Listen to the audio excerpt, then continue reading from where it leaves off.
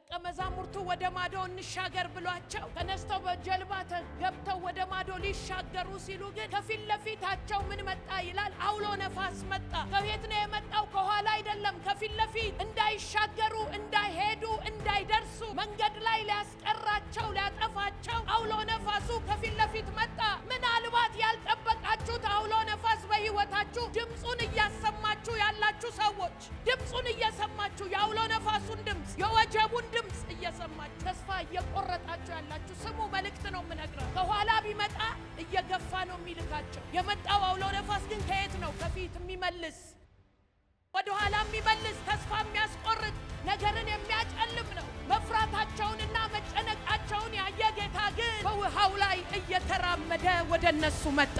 ፈሩ ይላል። የፈሩት ደግሞ ምንድነው? ሌላ ምታት መሰላቸው።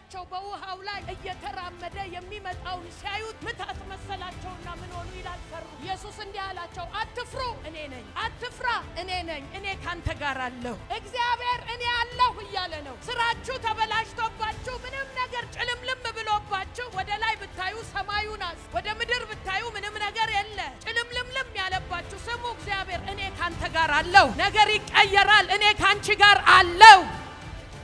ዛሬ እንደዚህ ለአንድ ሰው ነገር ሊቀይርለት ይመጣለታል።